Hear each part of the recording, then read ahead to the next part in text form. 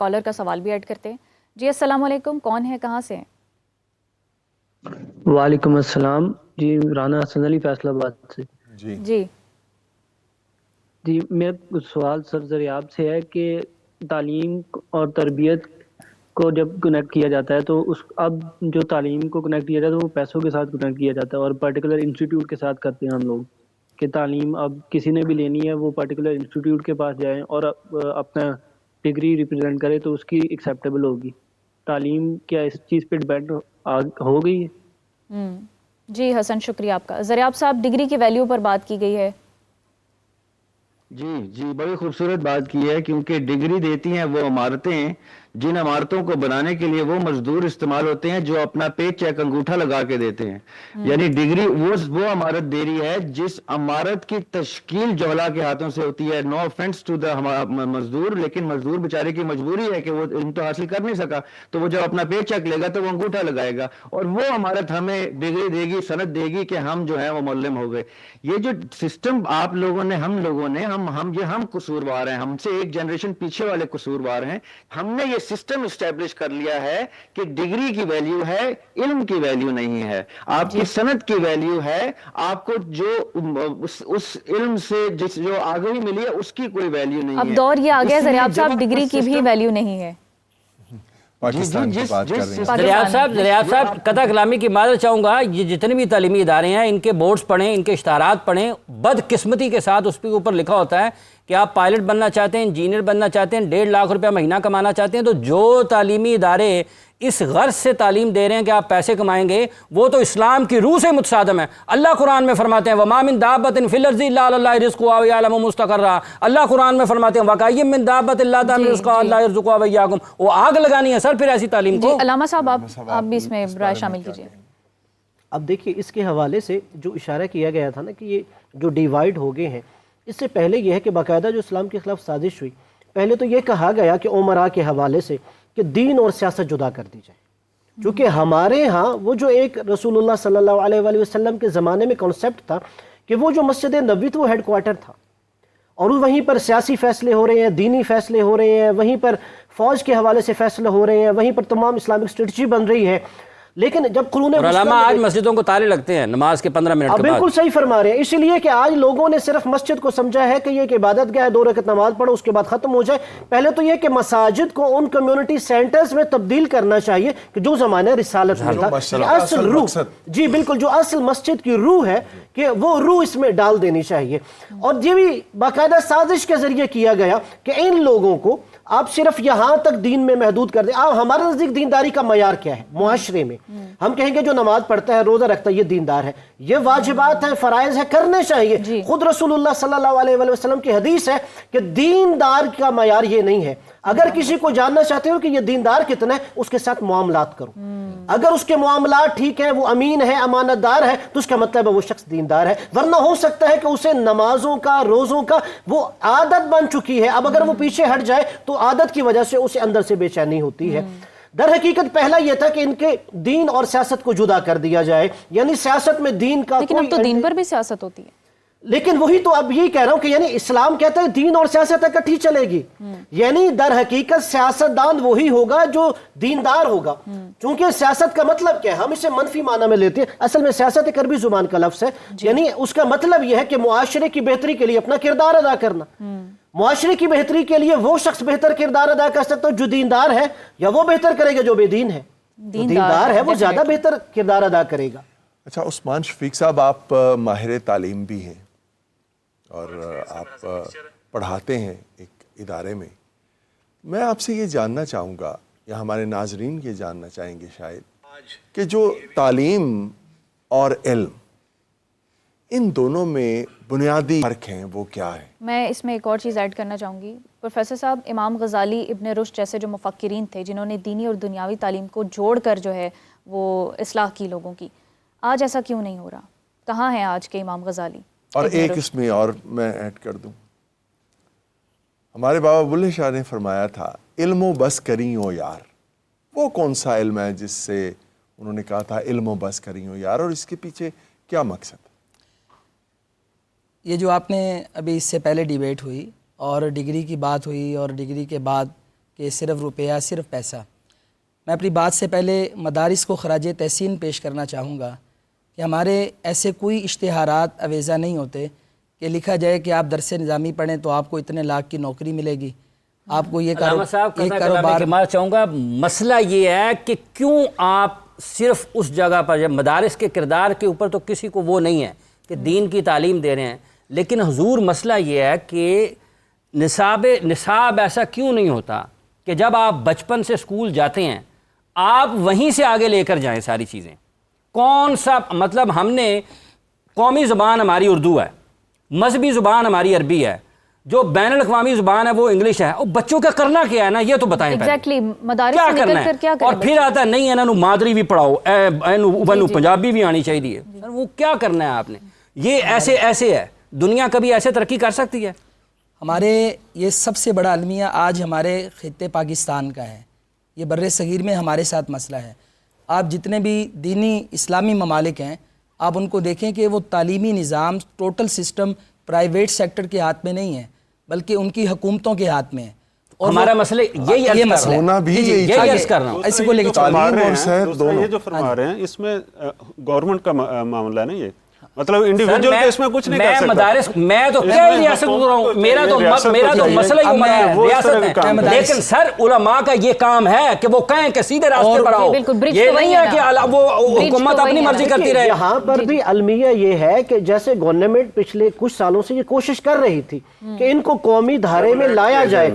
وہ جو کچھ بڑے بڑے ہیں نا مذہبی لباس میں، وہ نہیں چاہتے ہماری اجارہ داری ختم ہو. دیکھیں اس میں ہمارے خطے میں اجارہ داری ہونی چاہیے نبی کریم صلی اللہ علیہ وسلم کے دین کی، اجارہ داری ہونی چاہیے اللہ کے حکم کی، جس میں اللہ نے فرمایا ان اللہ اشترى من المؤمنین انفسهم واموالهم بان لهم الجنہ، جس میں اللہ نے فرمایا کہ جب ان کے سامنے حق ہوتا ہے تو ان کی آنکھوں سے آنسو روا ہوتے ہیں. یہ وہ قرآن ہے جب کفار مکہ پر نازل ہوا ہے، جب انہوں نے سنا ہے تو جناب ان کی آنکھوں سے آنسو ہیں. حضرت بلال حبشی رضی اللہ تعالیٰ عنہ، ان کو جب فتح مکہ پہ گئے ہیں تو نبی کریم صلی اللہ علیہ وسلم نے تمام عمراء کی بجائے حضرت بلال کو کہا اذان کے لیے. تو وہاں پر یہ نظام وضع ہو چکا ہے. سر ہم پیچھے ہیں دنیا سے، ہم ان چیزوں کو چھوڑے ہوئے ہیں جن سے ہم نے ترقی کرنی ہے. ہمارا یہاں پہ لارڈ میکالے کی جو تقسیم ہے نا، جس نے ہمیں ٹکڑوں میں تقسیم کیا، سیاست میں ہمیں بے دین لوگ دیے اور ملا اور مسٹر کی تقسیم پیدا کی. تمام علم آپ کہتے ہیں وَيُعَلِّمُهُمُ الْكِتَابَ وَالْحِكْمَةَ وَيُزَكِّيهِمْ، قرآن مجید تعلیم اور تربیت کو ایک ساتھ لے کر جناب میرے خیال میں تو آپ کے پاس 2.5 کروڑ کی گاڑی ہونی چاہیے جس پہ چل کے آپ اسٹوڈیو میں آئیں. بات تو سنیں، آپ کے پاس 5 کروڑ کی گاڑی ہونی چاہیے جس کے آپ چل کے یہاں پر آئیں تاکہ لوگوں کو پتہ چلے. آپ کے جذبات بہت بڑے ہیں نا اداروں کے سربراہ دینی، ان کے پاس پتہ لاؤ نا سارے انہوں کو کیوں آ رہی ہیں، آپ کے جذبات تاکہ وہ قابو رکھن، سب دے اتر قبضہ رکھے. آپ کے جذبات بہت اچھے ہیں. ہم یہ نہیں بات، یہ تو ہمارے معاشرے کا المیہ ہے. دیکھیں جب بات آئی تعلیم، تربیت اور جدید نظام تعلیم کی تو پاکستان کے اکثریتی مدارس نے لبیک کہا. یہ جو 3 سال پہلے بورڈز بنے ہیں، پہلے 5 بورڈز ہوتے تھے وفاق کے، اس کے بعد بھی شامل ہوئے تو اتحاد المدارس الاسلامیہ میں مجھے بھی ایک عہدہ ملا، میں نے بھی کچھ کام کیا اور ابھی تک ہم کر رہے ہیں. ہم نے تو ایجوکیشن منسٹری کے ساتھ DGRE ریلیجیس بورڈ جو ہے اس کے ساتھ ہم نے تعاون کیا اور آج تک ہمارے نئے وفاق کام کر رہے ہیں. اور میں بیسیکلی جس ادارے میں ہوں الایمان ایجوکیشنل سسٹم میں ہم مرج کر کے چل رہے ہیں. آپ نے جو کہا بچہ حفظ کرنے کے لیے جاتا ہے، یہ ہمیں پتہ تھا بچہ حفظ کرنے کے لیے جاتا ہے، والدین کہتے ہیں کہ اس کو میٹرک سائنس کے ساتھ کروانا ہے. تو ہم نے اپنے ادارے میں سائنس کے ساتھ لاہور بورڈ سے میٹرک شروع کی اور کہا کہ آپ منزل بھی پڑھیں، آپ یہ بھی علامہ صاحب یہ دیکھیں، گزارش سنیں، بچہ گزارش ہے سر میری گزارش سنیں. دیکھیں یہ جو مسائل ہیں نا، یہ میٹھی میٹھی میٹھی میٹھی حکومت کی باتیں سن کے کر کے یہ حل ہونے والے نہیں ہیں. ٹھیک ہے، ایک بچہ بچپن میں اسکول جاتا ہے، وہ ساری کتابیں اس کو پڑھائی جاتی ہیں، کیا وہ قرآن یاد نہیں کر سکتا؟ بالکل کر سکتا ہے. قصوروار کون ہے؟ ریاست ہے. ہاں، اس کے بعد علماء ہیں، وہ کیوں نہیں کرتے؟ اب میری گزارش سنیں، آج بھی سر ذمہ داری ہے، یہ نہیں اور ریاست سانو سائڈ تے لا دے وے، سانو ہلکا ہلکا ساڑا کام چلتا رہے گا. آج بھی اس پاکستان میں، وطن عزیز میں، جس کے حصول کے لیے ہمارے آباء و اجداد نے اپنی گردنیں کٹوائی ہیں، خون کی نہریں بہائی ہیں، اس میں جا کے 25 30 50 ہزار سکول میں جو تنخواہ ماہانہ بچے فیسیں دیتے ہیں نا، جب اسلامیات کا سبجیکٹ آتا ہے ان سے پوچھیں ان کے ساتھ ہوتا کیا ہے.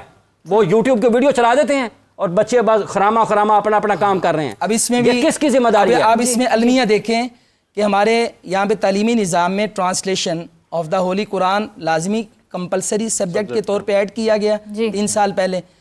اور ہمارے دیکھیں عالم تیار ہے پڑھانے کے لیے, مدارس کی پروڈکشن معاشرے کو ایک چیز دینے کے لیے تیار ہے, لیکن اسکول والوں نے کہا کہ فزکس پڑھانے والا ٹیچر 50,000 سیلری لے گا 4 گھنٹے کی, اور جب اسے پہیا جام کر دینا مولانا, پہیا جام کرے نا, قرآن کے نام پر پہیا جام ہوتا ہے. ٹرانسلیشن آف دی ہولی قرآن جو ہے اس کو پڑھانے کے لیے 5,000 پہ ٹیچر رکھتے ہیں ہم. وہ عالم آتا ہے اسے کہتے ہیں بھی 10,000. میں ایک بہت بڑے برانڈ کی بات کرتا ہوں, نام نہیں لیتا, میرے بچے وہاں پہ پڑھتے ہیں. میں وہاں پر گیا تو مجھے کہتے ہیں جی آپ مطلب دیندار لگتے ہیں تو ہمیں حفظ القرآن کا ایک ٹیچر چاہیے. میں نے کہا آپ سیلری کیا دیں گے؟ کہتے ہیں جی 15,000. میں نے کہا میں اپنے جامعہ میں 45,000 سیلری دیتا ہوں, آپ ایک برانڈ ہیں مطلب اسکول پڑھانے کے لیے. حافظ صاحب جو آپ کے درد ہے نا, یقین کریں آپ اگلے پروگرام میں ایک منسٹر کو بلائیں اور ایجوکیشن منسٹر سے بندے بلائیں اور ان کے سامنے رونا روئیں. نہیں رونا نہیں رو رہا سر, میں رو نہیں رہا. مومن روتا نہیں ہے صاحب, میں رو نہیں رہا, میں آواز بلند کر رہا ہوں. بالکل میں مظلوم نہیں ہوں. حافظ صاحب میں دیکھ رہا ہوں کہ جب ہم بحث کر رہے تھے اس معاملے پہ, اور حافظ عمران صاحب کا ایک خاص نقطہ نظر کے حوالے سے جذباتی ہونا جو ہے وہ اپنی جگہ پہ بڑا درست ہے. تو اس دوران میں نے دیکھا کہ ضریاب ہاشمی صاحب بڑی معنی خیز مسکراہٹ جو ہے ہمیں نظر آ رہی ہے, تو ہم چاہیں گے ذرا آپ سے بھی بات کر لیں اس حوالے سے. اس میں ایک اور چیز ایڈ کرنا چاہوں گی کہ ابھی ریاست کے اقدام کے حوالے سے بات ہو رہی تھی. ریسنٹلی جن یونیورسٹیز میں ناچ گانا اور ایسے معاملات ہو رہے تھے ان کو بند کرنے کا ریاست کی جانب سے حکم ہوا ہے, اور پھر ایکٹنگ وغیرہ کے جو سبجیکٹس ہیں ان پر مکمل پابندی کی بات کی گئی. یہ صرف مولویوں کو خوش کرنے کے لیے, معذرت چاہتا ہوں. میں ضریاب صاحب سے جو ہے ان کا نقطۂ نظر لینا چاہوں گی. ہم خوش نہیں ہونا چاہتے, آپ یقین کریں اصل مسئلے پہ نہیں آئیں گے نا علامہ صاحب, پرابلم یہی ہے. آپ یقین کریں اس وقت جو ڈاکٹر بننے کے لیے گیا ہے, انجینئر بننے کے لیے گیا ہے, وہ اس لعنت میں مبتلا ہو گیا, وہ اپنے کاج سے دور ہو گیا, اسی لیے خوش ہو جاتے ہیں. اچھا چلیں چلو ساڑھی گال منی گئی ہے. ضریاب صاحب سے, مدارس کو وزارت صنعت میں کہتی ہے رجسٹر کرواؤ. ضریاب صاحب سے جی یہ بھی ایک اپنے طور پر ہے کہ وزارت تعلیم میں صنعت میں جاتی ہو جاؤ. جی ضریاب صاحب. پہلے میں معنی خیز مسکراہٹ کے پیچھے جو معنی چھپے ہیں وہ بیان کر دیتا ہوں. جی کہ جب قرآن پاک حفظ کرنے والے کو قرآن پاک کی آیتیں اس کے اوپر عیاں ہو جاتی ہیں تو وہ اس طرح حافظ عمران صاحب کی طرح اس کے جذبات کی صورت میں نمایاں ہو جاتی ہیں. ان کی کسی گفتگو میں 4 جملوں میں 2-3 آیات کیوں خود سے صادر ہو رہی ہیں؟ کیونکہ ان کے اوپر اس کے معنی عیاں ہو چکے ہیں. قرآن پاک میں اللہ تعالیٰ کہتے ہیں وَمَن يُشَاقِقِ الرَّسُولَ مِن بَعْدِ مَا تَبَيَّنَ لَهُ الْهُدَىٰ, کہ جب آپ نبی پاک صلی اللہ علیہ وسلم کی تعلیمات کا انکار کرتے ہیں حق عیاں ہو جانے, ہدایت مل جانے کے بعد, تو اس کے بعد نصلہ جہنم ورڈ یوز کیا اللہ تعالیٰ نے اس میں, کہ اس کے بعد پھر اس کا رستہ سے جہنم ہوتا ہے. اور آقا علیہ السلام کی تعلیمات کا انکار ہم اس صورت میں کر رہے ہیں جو ہم پچھلے 1 گھنٹے سے کوشش کر رہے ہیں بحیثیت کل. جب ایک ملک, ایک ریاست 2 قومی نظریے پہ اسٹیبلش ہوئی اور اس میں ایک قوم کو مسلمان قوم قرار دیا گیا اور پھر اسلامی جمہوریہ پاکستان اس کا نام رکھا گیا, تو اس کے بعد اس کا نظام اسلام کے اوپر کیوں نہیں رکھا گیا؟ بابا قوم کو پہلے قتل کیا گیا, مادر ملت کو پھر قتل کیا گیا, ہمیں یتیم کر دیا گیا ماں باپ کو قتل کر کے, اور اس کے بعد خاموشی کی نیند سلا دیا گیا کہ ان کے قتل کو کبھی مت ڈسکس کرنا. اب ہم نے سسٹم ہائی جیک کر لیا ہے, اور کلیکٹیولی ایک کے بعد ایک حکومت نے آ کے وہ دھجیاں اڑائی اسلامی جمہوریہ پاکستان کی, کہ اب ہم اس وقت 1 صدی کے قریب اس ملک کے سطح پہ پہنچ گئے ہیں کہ یہاں پہ آپ کے پلیٹ فارم پہ حافظ صاحب آپ لوگوں کو بیان کر رہے ہیں قرآن کی آیت کھول کے کہ یہ سسٹم غلط طریقے سے چل رہا ہے. 75 سال سے یہ سسٹم غلط طریقے سے چل رہا ہے, اور ہم رمضان ٹرانسمیشن میں اگر نیگیٹو یا پوزیٹو بات کر کے اس طرح سے اس کو رنگ دیں گے تو اس کا مطلب یہ ہے کہ ہم پر ابھی بھی حق عیاں نہیں ہو رہا. یہ وہ وقت ہے کہ ہم اگلے رمضان تک کا آج اپنے ویورز سے وعدہ کریں, میثاق کریں کہ اس رمضان میں تو ہم نے آپ کو اپنے زخم دکھا دیے, اگلے رمضان تک اگر ہم مرہم نہ لگا سکے تو ہم مرنے کو ضرور تیار ہیں. اگر ہم زندہ ہوئے تو آپ کے یہ آپ زخم جو ہیں ہم ہرے نہیں رہنے دیں گے. یہ کیا ہم اس وقت یہاں پر رمضان ختم ہوگا تو سب کی ذمہ داریاں بھی ختم ہو جائیں گی, کس کو اگلے شیطان بھی رمضان کی واپس جو آ ہے جائے وہ گا. پریشانی ہوگی, فکر ہوگی.